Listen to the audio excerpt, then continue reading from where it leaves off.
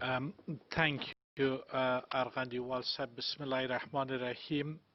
Dear co-chairs, distinguished colleagues, ladies and gentlemen, let me also join the previous speakers in saying how pleased we are with the result of today's work.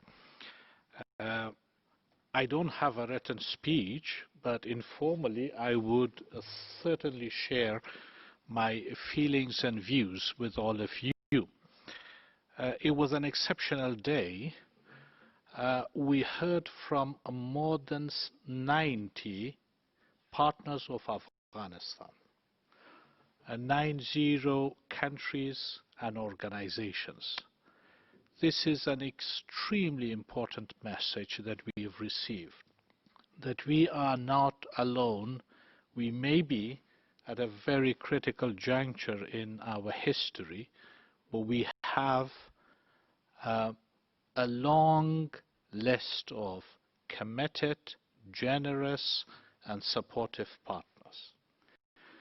This is the best feeling we have from this conference today, and let me thank each and every one of you, especially our co-hosts, the government and people of Finland, represented by very able and distinguished ministers here, the United Nations, led by Her Excellency Deborah Lyons, and our hosting country, Switzerland, and the senior government officials who attended the meeting today. Our conference was successful because we achieved the objective.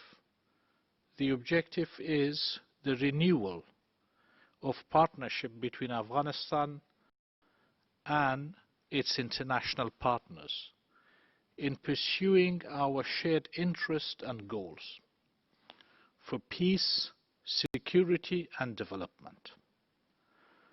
These are shared interests, and therefore we need to have a shared program of action. Specifically today we agreed on 3 things. One, we agreed on a political and development program, very much spelled out in a document that was mostly supported by our international partners in their deliberations today. The Afghanistan National Peace and Development Framework. Second, we agreed on a partnership framework which spelled out mutual obligations and commitments. It's a unique opportunity that our international partners and the government of Afghanistan have not only agreed on a program of action, but also on mutual accountability, and that is exactly consistent with the famous saying of Afghans,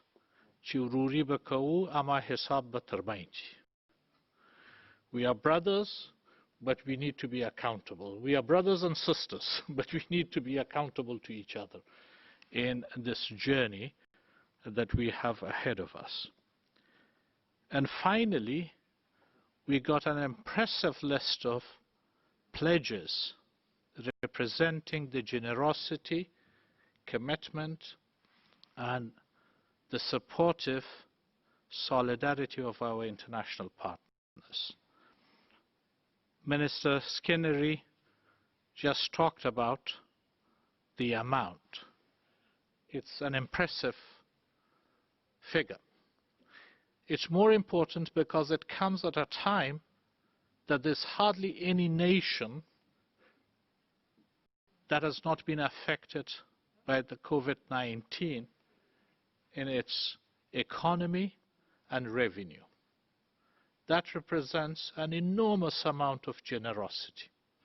Well, every nation has had its own challenges, but on top of that, they did not forget about our shared responsibility to succeed in Afghanistan. Again, we thank you all for this level of unprecedented generosity and partnership. We heard you about the peace process. We were extremely pleased with your overwhelming support for the peace process and your welcoming of the peace talks.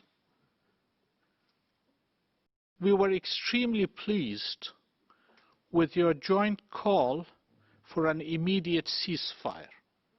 The fact that the current levels of violence is not acceptable, and therefore an immediate ceasefire is what the world community demands.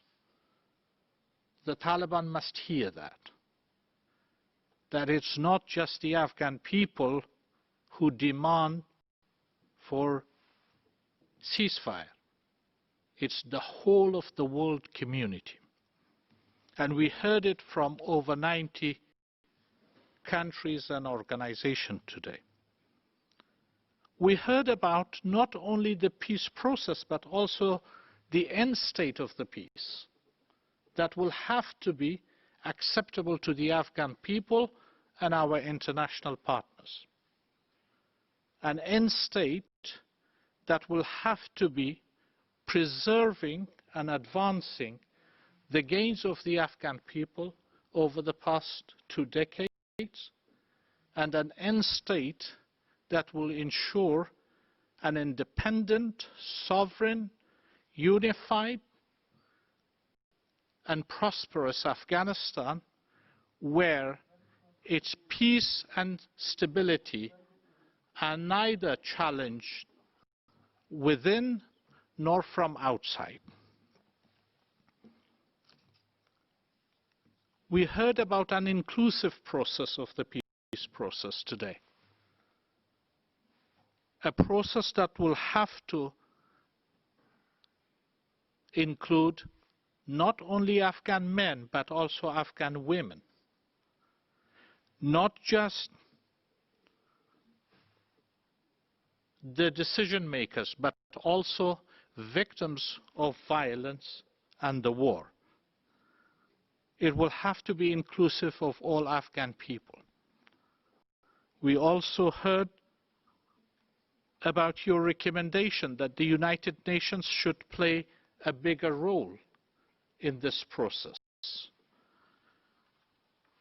We were pleased to hear about the United Nations Security Council's resolutions that are of significant importance, not only for the peace process, but also for the peace end state.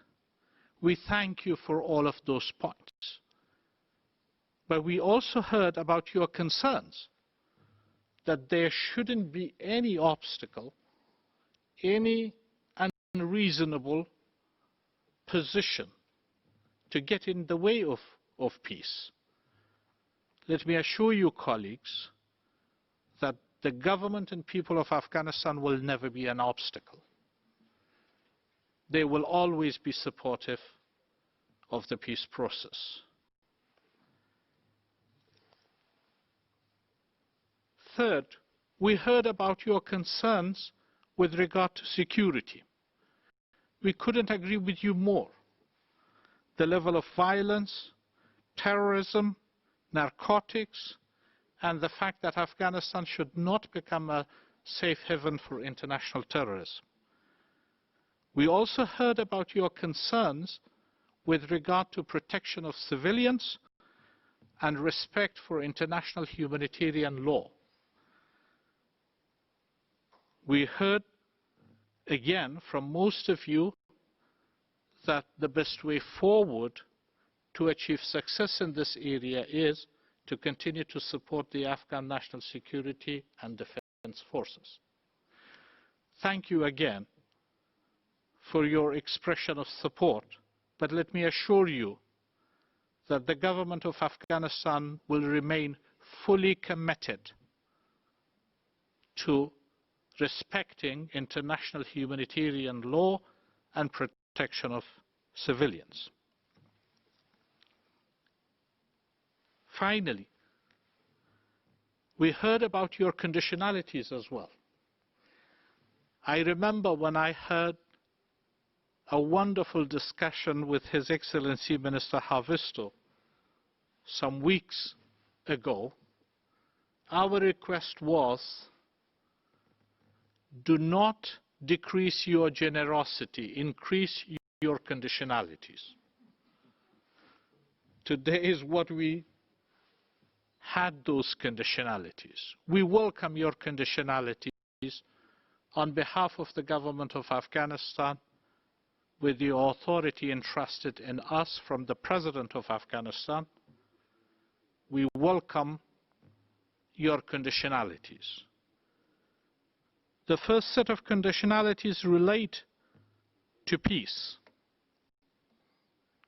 that there should be an inclusive process, there should be an acceptable end state, and there shouldn't be any artificial obstacles. You have the commitment of the government of Afghanistan on all of those. Second set of conditionalities related to good governance.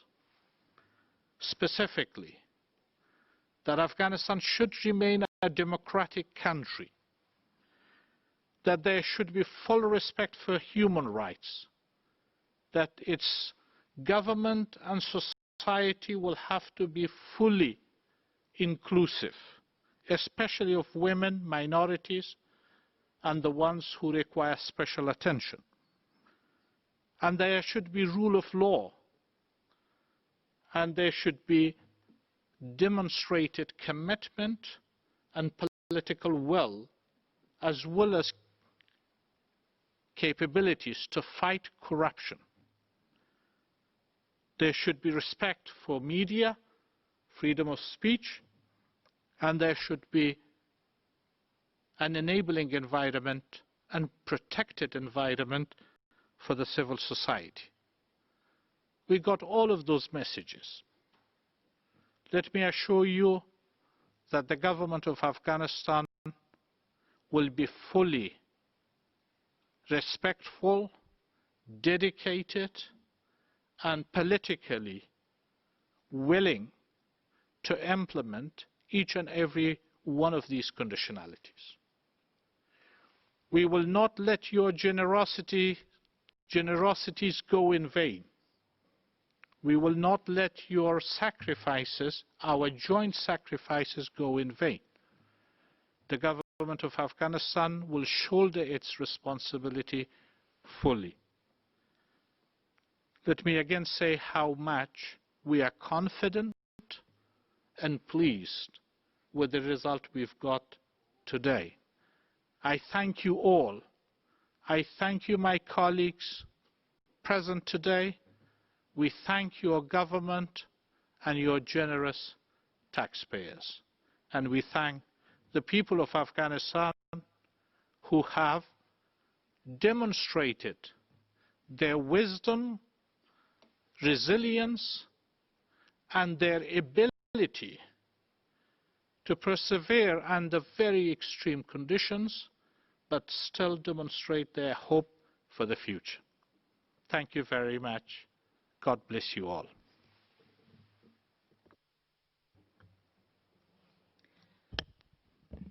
And now